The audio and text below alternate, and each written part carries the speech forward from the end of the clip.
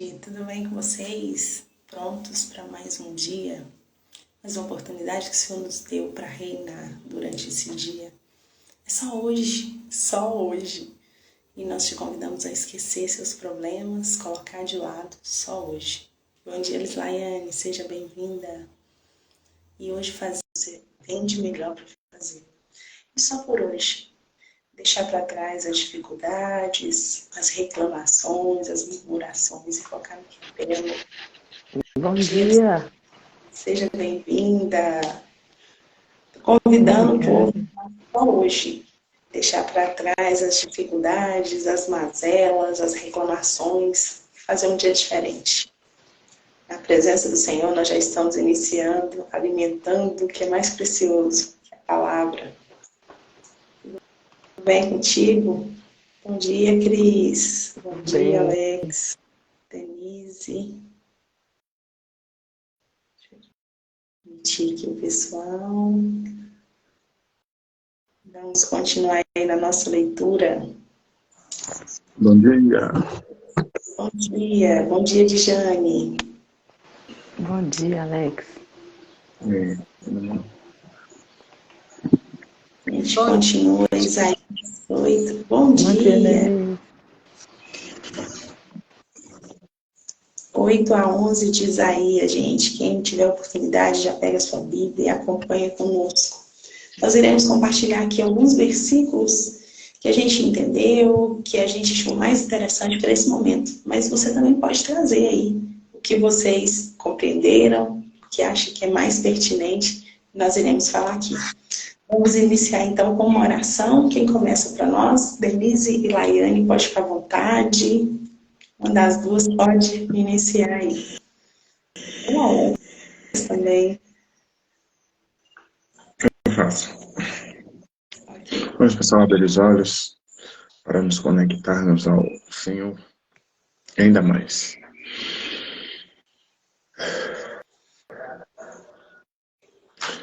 Pai, te rendemos graça. Queremos te agradecer, Senhor, por mais um dia de vida. Esse milagre que só nos contempla a cada segundo. Te apresentamos, Deus, este momento. Te apresentamos, ó Deus, cada um que aqui se encontra e aqueles que assistirão posteriormente. A Deus, toca o coração. Ativa, ó Deus, a identidade. Nós sabemos que o poder de convencimento não é nosso, mas o poder de convencimento é do nosso amigo Espírito Santo. Que cada um, ó Deus, em nome de Jesus, venha entender quem é você em Cristo, no Senhor Jesus. E assim venha viver a plenitude contigo. Te apresentamos mais uma vez neste momento. Te louvamos e agradecemos. Toma, Senhor, nossa casa, nossos familiares. Em nome de Jesus Cristo.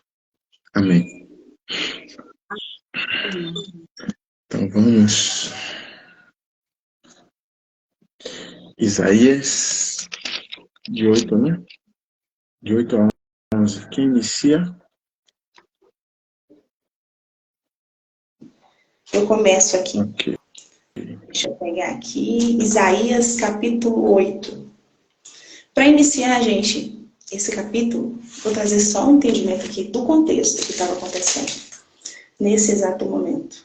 No capítulo 7, ontem, nós lemos e trouxe esclarecimento sobre o contexto de guerra que estava acontecendo. A tribo de Judá, nós sabemos aí, quem não assistiu a live ficou gravada, foi dividido o povo de Israel em tribos no reino de Judá e no reino de Israel. Israel com 11 tribos e Judá com uma tribo só. O que aconteceu? Judá era da linhagem de Davi e o Senhor estava sempre ali. Uma prova viva que Judá, a menor de todas, foi a que floresceu. Em vários capítulos da Bíblia a gente consegue ver isso. No Antigo Testamento, a profecia sobre ela. Ela era da linhagem de Davi. Foi a única lâmpada que o Senhor deixou acesa aí da linhagem de Davi. Então, Jerusalém, Israel, era muito maior, 11 tribos. E Israel, geralmente, ela tinha reis ainda mais corruptos que Judá. E nesse momento da história aqui, era o momento da história de Isaías com as profecias, o Senhor estava revelando para ele que o que aconteceria com esses dois reinos. E principalmente nesse momento, Israel se virou contra sua irmã, que era Judá. A única tribo, Israel se virou contra ela, se afiliou a um rei, o rei da Síria, um rei inimigo, né, de outra nação, para poder destruir. E quando foi no 7, o Senhor deixou bem claro e tranquilizou Judá que ela não seria destruída, apesar de ser tão pequena. Judá era uma tribo só, gente. Israel juntou com outra nação para destruir, e o Senhor acalmou eles, que eles não seriam destruídos. Então, no 8, só para a gente entender, no 8, Isaías foi revelado sobre vários assuntos, né? Uma revelação, e ele foi incumbido a falar com o povo de Judá que tudo o que iria acontecer, que eles poderiam, a ruína dos reinos de Israel e Síria, que o seu inimigo seria destruído. Era algo difícil para aquela época? Com certeza. Eram duas nações muito maiores que ela. Mas o Senhor, os olhos do Senhor estavam sobre Judá. Os planos do Senhor não são frustrados. A gente consegue ver aqui no capítulo 8. Então, eu gostaria de ler uma parte aqui, só alguns versículos, para te trazer, para me trazer para todos nós, uma grande clareza de quem é o nosso Deus. O Deus que a gente teme, o Deus que a gente está falando aqui todos os dias, para buscar ainda mais intimidade com Ele. É uma parte aqui em Isaías 8, que fala assim, temam a Deus. O Senhor falou comigo, com veemência. Isso que era Isaías anunciando para o povo. Advertindo a não seguir o caminho desse povo. E ele disse, o Senhor dos Exércitos, no 13, é o que vocês devem considerar santo. A Ele é que vocês devem temer. Dele é que vocês devem ter favor. Para os dois reinos de Israel, ele será um santuário, mas também uma pedra de tropeço, uma rocha que fará-os cair. E para os habitantes de Jerusalém, ele será como uma armadilha e um laço. Muitos deles tropeçarão, cairão e serão despedaçados, presos em laços e capturados. Guarde o mandamento do Senhor com cuidado, e nele a sua lei entre os seus discípulos. Então aqui nos traz uma clareza muito grande. Por mais difícil que esteja a nossa dificuldade, sabe aquele problema que você olha para ele e acha assim, mais que impossível de ser resolvido? Que você olha para a sua força e você não vê condição alguma. Realmente não temos condições. Porque se tivéssemos, nós já teríamos feito. Mas o Senhor é a nossa condição. E quando a gente vê um contexto de guerra desse, um reino de uma tribo contra um reino de 11, mais uma grande nação, que era a nação da Síria. Era uma guerra injusta, gente. Era desigual demais. Era impossível. Eu imagino que se fosse comparar, seria 50 partes para uma. Mas o Senhor prometeu, o Senhor garantiu que daria vitória. E o que ele fez? Gente, o poder do Senhor, ele é tão infinito na nossa vida, que nós achamos que algo será resolvido de uma maneira, e ele vem com uma solução que nunca passou na nossa mente, muito menos no nosso coração. E nos dá a vitória. Foi o que aconteceu nesse exato momento. Ele revelou ao coração de Isaías. Ele falou que Isaías fosse lá e anunciasse esse grande feito, essa grande vitória. E depois disso, gente, ele fala mais algumas palavras. Esperarei pelo Senhor, que está escondendo seu rosto da descendência de Jacó, e nele porei a minha esperança. Ou seja, ele está escondendo o rosto daqueles inimigos lá que se levantaram contra Judá, para o beneficiar, porque o Senhor sabe o coração. Em várias partes da Bíblia fala assim, ó, o Senhor não quer o seu sacrifício. Talvez eles fizeram vários sacrifícios, ele quer a sua obediência. Ele conhece o nosso coração, o coração de cada um que está aqui. E se no seu coração ele achou pureza, ele achou um coração ensinável, alguém que está pronto aí para o próximo nível, para crescer em graça, em sabedoria, obediência. Ai, Lorena, tão difícil. Difícil, mas você pode. Essa é a sua parte que você pode fazer. Esse é o seu dever. Esse esforçar, esse ir além é com você. Mas a vitória, ele nos deixa bem claro aqui, para esperar nele. Senhor, Ele tem grandes coisas na nossa vida. E a única coisa, esses dias eu ouvi uma pregação, a única coisa que Ele quer de nós é que esperarmos com paciência nele, que tenhamos esperança nele, mas a esperança não é ficar deitado, não é não fazer nada, não é ficar muitas vezes murmurando que Ele está demorando. Essa esperança é continuar em oração, em buscar cada vez mais, em aperfeiçoar o meu coração, a minha mente, meu pensamento, meus comportamentos para receber aquilo que eu desejo. Porque vai chegar na hora que eu estiver pronto, vai chegar na hora que você estiver pronto. Então nós sairemos hoje com esse capítulo. Esperei com paciência no Senhor. E Ele vai vir. Ele vai vir, assim como Ele veio. E deu essa grande vitória. Esse milagre aconteceu aqui. Ele pode fazer também na nossa vida. Só depende de você, só depende de mim. É com vocês, gente.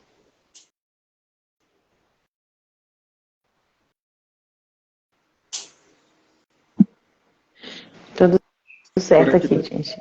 por aqui tá tranquilo, pode passar o próximo. Ótimo, uma explicação aí, Morena. Vamos no capítulo 9 aqui, fazer a leitura dele aqui. O povo que andava nas trevas viu uma grande luz, e uma luz brilhou para os que habitavam um país tenebroso. Multiplicaste o povo, aumentaste o seu prazer, vão alegrar-se diante de ti, como na alegria da colheita, como no prazer dos que repartem despojos de guerra.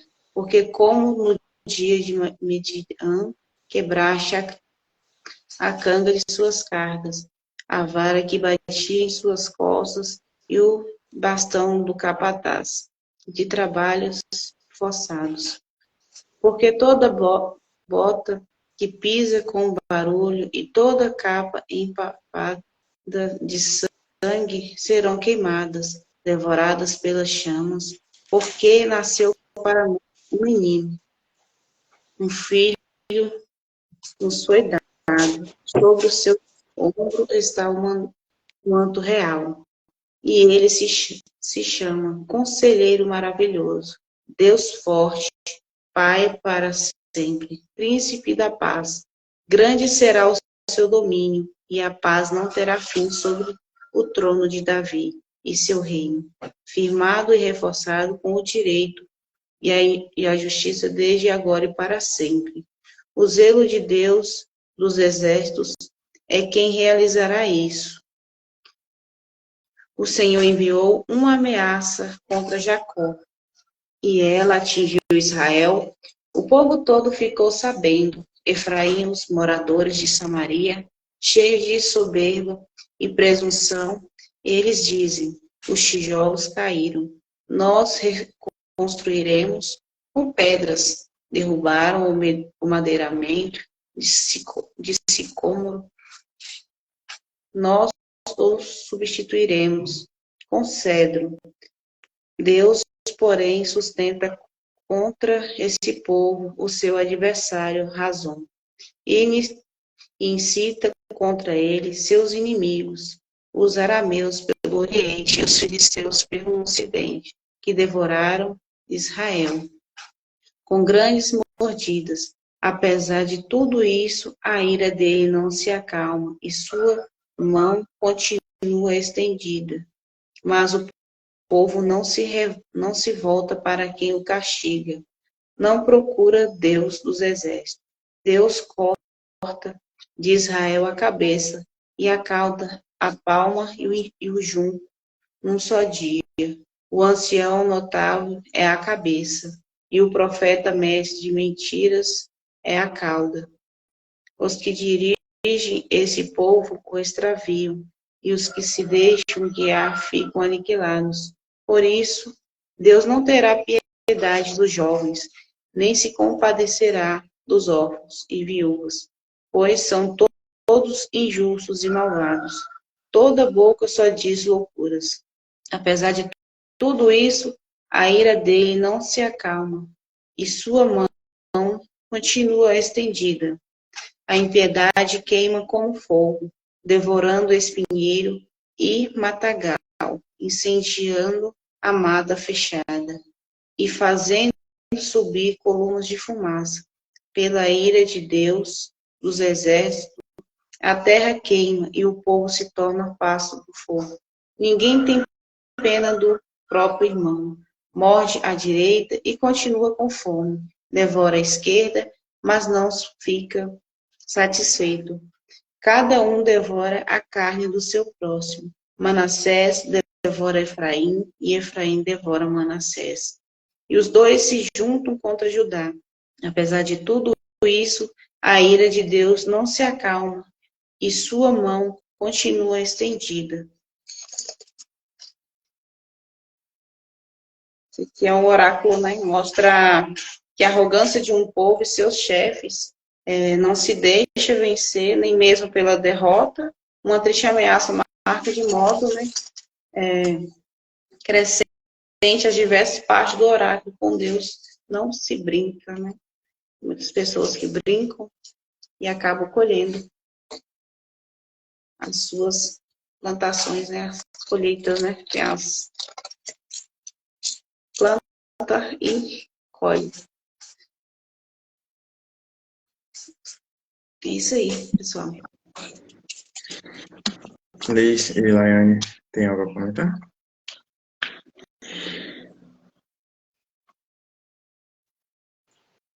Pode falar, Alex. Ah, tá. O que acontece? Esse 9, ele é dividido, né, em duas partes, onde no início ele vem falando, né, profetizando sobre Jesus, o maravilhoso, o conselheiro, o príncipe da paz. Tem até a música de Fernandinho, né? Maravilhoso conselheiro dos fortes príncipe da paz. E no segundo fala sobre a ira do Senhor. Aí quando fala em ira, a gente remete logo o quê? A punição, a estar com ódio, etc. Mas se Deus é o Deus da paz, como é que ele vai se irar? Eu me questionei agora. E aí eu fui buscar a tradução de ira no hebraico. E o que é que diz?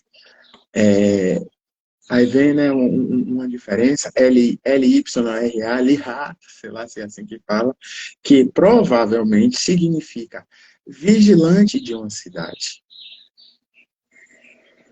Então, quando a gente vai buscar a originalidade da palavra, muda muito o sentido do que de fato é. Porque eu não consigo, eu ainda disse, eu não consigo ver Deus como um Deus que pune, sendo que tem um princípio, criado por ele, é claro, né, da semeadura e colheita. Aquilo que você planta, você colhe. O que você faz, vai vir. Então, eu não consigo ver Deus como um Deus que pune. Tem muitos termos, né, que remetem a gente pensar que é uma punição, como a ira mesmo, mas quando a gente vai ver a originalidade da palavra, não é o contexto humano, né? Que a ira humana é sempre dá na mesma medida que a gente recebe o mal, ou até maior. E de fato, quando a gente vai analisar, trazendo essa tradução para o contexto, uma parte até que Denise leu, faz sentido a vigilância da cidade. Agora, não tome como uma verdade plena, o ideal é a gente buscar ainda mais, porque foi uma busca superficial que eu fiz aqui, botei no Google e me trouxe a tradução, mas eu continuo a afirmar que eu não consigo ver como um Deus que pune, um Deus que, como é que ele quer salvar as pessoas, manda seu filho puro para nos salvar e depois vai ficar nos punindo com ele. Não, eu não consigo ver. Pensando dessa forma, eu vejo muita incoerência. E Deus não é incoerente. Se ele prega sempre paz, salvação, mudança de rota, não é um Deus que pune. É um Deus que vai lhe dar sempre a segunda chance, sabendo que o erro que vier é único e exclusivamente o erro que vier, isso, a responsabilidade é única e exclusivamente nossa. E a gente tem que entender e ter a autorresponsabilidade para assumir, né, tudo que a gente faz. Por quê? Se a gente for na primeira menção é um princípio muito bom para estudo, primeira menção do livre-arbítrio, é quando Deus fala com Adão e Eva, né? Ó, você tem duas opções. Essa é a que eu estou lhe dando 95% de possibilidades. E você tem 5% ou 1%, que é a árvore do conhecimento do bem e do mal. Pronto. Se você for no 1%, certamente vocês morrerão. Mas você tem 99% de possibilidades. E o morrer não foi a carne. Isso já nos remete, né? Para a gente quebrar um conceito que nós temos, que nos traz medo, que é o medo da morte. Porque Deus disse, certamente vocês morrerão. Eles desobedeceram, morreram. Mas não foi o físico. Foi perder a sua conexão com a essência. E é assim que muitos estão hoje desconectados de sua essência, que é o Senhor. Mas por quê? Porque segue o seu arbítrio, segue as suas vontades, assim como Adão e Eva. Então, quando você segue a sua vontade, você está morto. Você está separado de Deus. E aí, infelizmente, a gente viu quais foram as primeiras consequências de uma desobediência. Então, quando vier a colheita da desobediência, a gente não pode culpar a Deus, dizer que Deus é um Deus que se ira por conta de nossas atitudes. Porque não. É a semeadura e colheita. Você tem o livre-arbítrio. Então, por favor, não culpa Deus por conta das nossas escolhas. Porque Ele está lá para sempre de braços abertos, esperando só mudar a rota para lhe direcionar com a vara. Ó, é ali, ó, é ali, é ali, é ali. Então é isso. Vocês têm algo a acrescentar? Não, Então Alex, excelente. vamos ao 10, que vem aqui, né? Tem o juízo de Deus sobre a Assíria. Como ele já contextualizou, e como eu consigo enxergar que vem a construção, né? 7, 8, 9, 10. Apesar que dá uma pausa para falar da profecia de Jesus, no 8, no 9, é que eu ainda me recordo da profecia que o Senhor fez a Abraão. Então, o que acontece? Eu trouxe aqui sobre a questão do livre-arbítrio. Quando você está com o Senhor, você está em obediência. E ele deixou uma profecia com Abraão. Quem te amaldiçoar, eu amaldiçoarei. Quem abençoar, eu abençoarei. Então, o problema ele pode ser grande como for. A Síria está no contexto que eles trouxe, né? Onde as tribos maiores, todas reunidas, juntas, contra a menor, mas foi a menor que Deus abraçou, a improvável. Por quê? Deus é o Deus do improvável, é o Deus do impossível.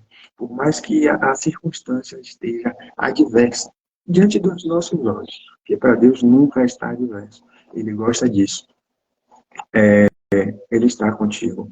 Ele não vai deixar, se você estiver alinhado com Ele, Ele não vai permitir que as coisas aconteçam com você. E aí traz o contexto, né, o juízo de Deus sobre a Síria, porque a Síria está indo contra alguém, contra uma tribo que Deus abraçou, uma tribo que está alinhada com Deus. Então não adianta. Eles podem fazer o que for. Não vai derrotar.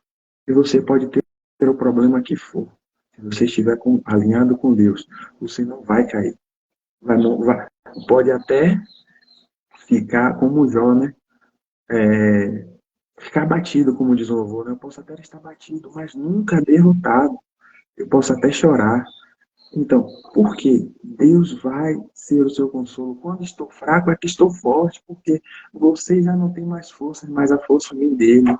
Então, é isso. E eu lembro agora, no contexto atual, de uma guerra que está acontecendo na Europa. A Rússia, um país que tem um poder bélico muito grande, está lutando contra um país muito pequeno, que é a Ucrânia. Já tem mais de um ano de guerra e não conseguiu derrotar a Ucrânia. Por que será? Está destruindo muito. Muitas mortes físicas, claro, mas não conseguiu. O poder bélico que a Rússia tem já era para ter destruído em dias ou até em meses. Mas não consegue. Por que será? Então, é esse o contexto. Fiquem à vontade se tem algum entendimento do 10, ou então avança.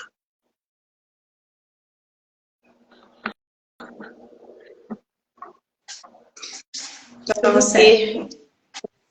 Aqui pensando que você falou, Deus não pune, né? Mas a nossa cabeça acha, não, Deus sempre vai punir, né? Mas tá refletindo aqui, gente, é nós mesmos que acabamos nos punindo com as nossas. Já acaba refletindo, gente, eu fiz errado isso. Na verdade, não é Deus que vai comprar. É a gente mesmo, fala, mas eu faltei nisso. No caso, a gente mesmo vai se punir na nossa consciência, né? Falei, isso aqui tá errado. Aí o que vai vir as consequências, né? Faz todo sentido. Falar Deus não pune. É nós mesmos que refletindo nas nossas faltas. Uhum. Um livro que abriu minha mente com relação a isso, principalmente a autorresponsabilidade, foi Mais Esperto que o Diabo. Ele fala muito e tem uma ligação muito lá com aquele livro que você falou da batalha, esqueci o nome, tem uma ligação. Batalha final. O nosso maior inimigo somos nós mesmos, através dos nossos pensamentos. Nós que nos limitamos. E geralmente quando isso acontece, a gente fica querendo, sempre vai colocar a culpa em quem? No inimigo. Mas não, gente. Não. Vamos primeiro fazer uma autoanálise da gente, olhar principalmente o nosso passado, aonde estão as nossas feridas, que tudo tá dentro de nós, sabe? A sua melhor versão está dentro de você. Então, é se autoanalisar, tentar ver aonde está o erro, aonde eu estou parando. Pô, eu sempre fico me questionando isso, aonde? Por que eu não consigo avançar aqui? É porque eu sempre me questionando o porquê, o porquê, o porquê. Por mais que demore, vai chegar o porquê. Mas não desista e para de transferir a responsabilidade principalmente para Deus. Porque somos nós, tá bom? Fiquem à vontade. Dando continuidade aqui, no capítulo 11, ele traz 2 pontos. Ele traz o primeiro sobre o reinado de paz, essa profecia, porque antes ele profetizou no 9 sobre a vinda do Messias. E agora ele fala sobre o reinado de paz, que será estabelecido sobre o povo de Deus. E depois ele fala sobre a volta do povo de Deus para a sua terra, que é uma promessa futura, né? A promessa da a nossa esperança da vida eterna. Então, sobre esse reinado de paz, tem esses 3 primeiros versos que ele traz na profecia, que será um descendente de Davi, um broto, um ramo que irá brotar do toco, que surge das raízes de Davi. O Espírito de Deus estará sobre ele. Ele dará sabedoria, conhecimento, capacidade e poder. Ele fará a vontade do Senhor e terá prazer em obedecer-lhe. Não julgará pela aparência e nem decidirá somente por ouvir dizer, mas com justiça julgará os necessitados e defenderá os direitos dos pobres. E as suas palavras serão como uma vara para castigar o país, e com o seu sopro ele matará os maus. Que coisa linda! Então aqui já está profetizando, né? O reinado de paz que Cristo veio estabelecer na terra. E que aqui o Espírito do Senhor realmente repousou sobre ele ali naquele momento do batismo, quando ele recebeu o Espírito Santo de Deus. E dali em diante ele começou a reinar e a pregar um evangelho de paz, de justiça, de retidão, e não julgando pela aparência, como a profecia veio dizer, mas defendendo o direito dos pobres. E nós vemos nos milagres que o Senhor operou na terra, quanta coisa linda ele fez. Ele combateu lá, como a Alex já falou, contra os fariseus, né? Ele veio ali trazendo a vontade de Deus, estabelecendo o seu juízo sobre a terra. E essa primeira parte de 11 de Isaías traz essa profecia de como seria o reinado de paz de Cristo aqui na terra. E mais à frente ele fala assim: lobos e ovelhas viverão em paz, vacas e ursas pastarão juntas, filhotes descansarão no mesmo lugar, e os leões comerão capim como os bois. As criancinhas brincarão perto de cobras e não serão picadas, mesmo que enfie a mão nas suas covas. Mas o que significa isso? Meu Deus, que coisa! Né? Às vezes a gente lê e não tem esse entendimento. Significa que quando Cristo viesse na terra, essa profecia traria equilíbrio e paz na terra. E também uma promessa, né, futura do reinado de Cristo, da restauração do povo, da restauração da terra, das nações, de um reinado onde não vai haver mais injustiça, maldade, crueldade, mas um reinado onde haverá paz entre a natureza e o homem. Será estabelecido aí a paz soberana. Então, em 9 ele fala assim: em Sião, o monte sagrado, não acontecerá nada de mal ou perigoso, pois a terra ficará cheia do conhecimento da glória do Senhor.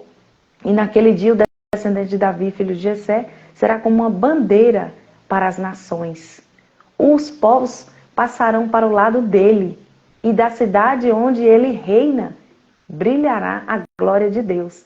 Profetizando, né, já a vinda de Cristo, o juízo final, né, e a salvação das nações. Aqui ele fala que Cristo será, que o filho de Davi será uma bandeira para as nações, que quer dizer que o evangelho, né, todos os países, todos os povos alcançariam aí o evangelho de Deus, e que a palavra de Deus, o evangelho de Deus, a graça do Filho de Deus seria alcançado por toda parte. É o que nós vemos hoje, né? E a palavra fala aí de pregar o evangelho por todo o mundo, anunciar a palavra de Deus. E aqui nessa profecia fala que os povos passarão para o lado dele, e a cidade onde ele reina brilhará. E muitas pessoas, infelizmente, hoje têm vivido, né, de forma assim, superficial, de forma rasa, a questão do evangelho de Cristo. E aqui fala com tanta profundidade. E essa profecia traz para nós quão sublime será esse reino, quão maravilhoso, onde será um reino de paz, estabelecido de justiça, de verdade. E aqui nos convida a mergulhar na palavra, na graça de Deus, de entendermos essa profecia, de anunciar para os povos, porque há muitos anos atrás já foi anunciado essa promessa do reino de paz, e o Messias já veio na terra cumprir, pregou, deixou os milagres, estabeleceu aqui a sua justiça e anunciou para nós e nos trouxe essa clareza. E foi para o seu reino e nos aguarda.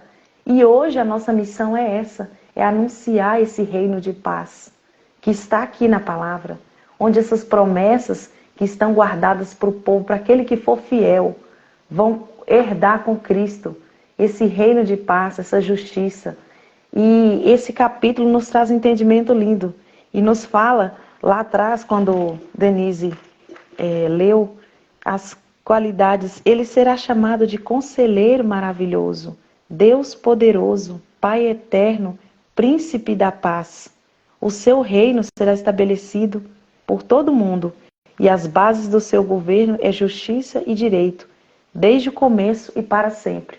E o 11 vem afirmar sobre esse reinado de paz, onde nós teremos paz eterna com Cristo. Não haverá tristeza, nem pranto, nem dor, nem ranger de dente. E desde o Velho Testamento já vem anunciando essa profecia. E nós, enquanto povo de Deus escolhido, que o Senhor abriu o nosso entendimento para esse conhecimento da palavra. Devemos ter essa esperança todos os dias da nossa vida. Que apesar das injustiças do mundo, de tudo que a gente está vendo, que vocês falaram, das guerras, do povo que está sofrendo quantas mortes, a palavra traz uma esperança, que é um reinado de paz e de justiça. E é nele que nós temos que confiar todos os dias da nossa vida, entregar nosso coração, a vida da nossa família, a nossa vida, e firmar nessa esperança, que haverá paz na terra, né? Haverá uma justiça sobre a nossa vida, que não é nessa terra que nós sabemos, né? É na terra que nos espera, e Apocalipse traz isso. Então, que nessa manhã nós venhamos colocar os nossos corações ligados no Senhor e em paz e nas suas promessas, que são fiéis e verdadeiras na nossa vida. E vocês? Aiane, você consegue ler os comentários aí? Desde a Edjane, para mim tá bem...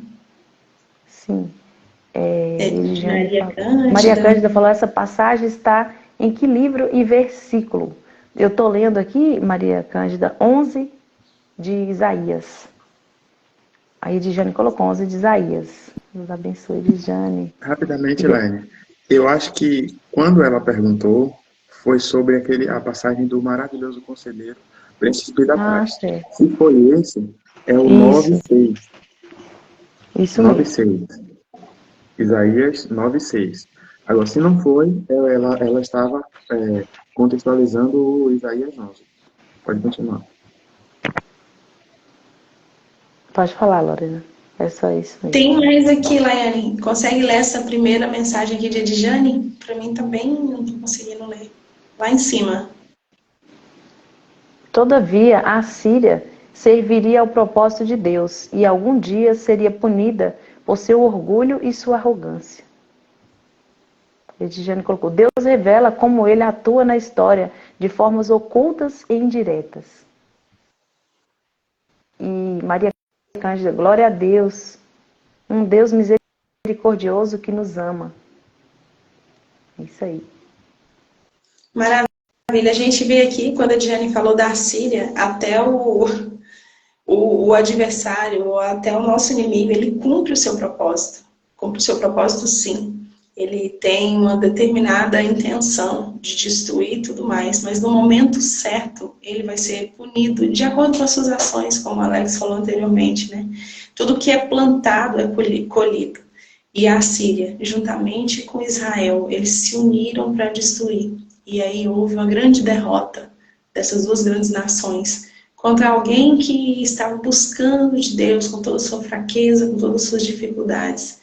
E aqui ele foi punido pelo seu orgulho, pela sua arrogância, pelo seu distanciamento do Senhor, pelo seu intento de fazer o mal para alguém para uma nação que estava ali em retidão com o Senhor. Realmente poderoso isso aí, Edjane. Gratidão. Gente, por aqui tudo certo. Só agradecer mesmo. Vocês participaram aqui ao vivo, Laiane, Alex, Denise, o pessoal que entrou na live, Maria Cândida, Edjane e todos os demais. Que o Senhor possa reviver no nosso coração essa esperança, essa confiança de, apesar das dificuldades, dos obstáculos, de não vermos saída, de entender, assim como esse povo passou por todo esse processo que foi falado aqui. Houve uma grande vitória, uma grande libertação. Mas eles precisaram confiar. E a gente sempre fala, né? Tá aí uma das coisas mais difíceis na vida do ser humano, confiar no Senhor. Como assim? Mas eu confio no Senhor. Mas você realmente espera? Você entrega para Ele suas aflições, suas angústias e confia e descansa? Isso é confiar no Senhor. Confiar no Senhor é estar sempre buscando, Senhor, eu acredito, Senhor, minha fé está aqui. E nós, seres humanos, somos muito frágeis nesse assunto, né? É muito bonito falar, mas quando você vai para a ação, realmente é bem desafiador. Mas a partir de hoje nós iremos sair daqui com uma confiança a mais no Senhor. Vamos pedir para o Senhor me dar paciência para reinar no caos, me dar paciência para sobreviver esse processo aí. Quando está tudo bem, está ótimo, eu confio no Senhor, meu Deus do céu, eu confio. Mas quando está naquele momento que eu não tenho saída, a dor é muito grande, às vezes a nossa fé vacila. E nesses capítulos aqui, gente, todas essas histórias foram contadas, Alex, Denise, Laiane, para reviver nossa fé, nossa confiança, nossa esperança. A vitória é nossa, mas depende da gente. Dá esse passo aí. Gratidão, gente, tá com vocês. Fiquem à vontade aí. Só para fechar tem muito que veio aqui agora. Se você observar, a tribo de Judá foi a única que o Senhor separou, foi a menor de todas. E olha como o inimigo trabalha para tentar parar propósito. Ele já é derrotado, mas na época não. Mas olha só, são 12 tribos, a menor é a de Judá, e é a que tem um propósito de nos libertar do pecado. Então, ele, além das 11, ele ainda chama mais uma nação, um povo, para tentar destruir aquela da onde vai vir o conselheiro, o príncipe da paz. Então, é sempre assim, gente. Ele quer destruir. A função dele é destruir propósito. Então, é por isso que às vezes a gente fica naquela mente, eu não consigo, eu não posso, eu não vou fazer. Não, não vem de você. É aquela vozinha, ó, falando que você não consegue. É ele querendo parar o seu propósito. E aí você se acha que você é menor. Sim, você é menor, mas Deus é contigo. E você vai conseguir vencer. Tá bom? Bom dia com Cristo. Até amanhã. e um bom fim de semana. Tchau, tchau. Tchau, pessoal. Bom dia.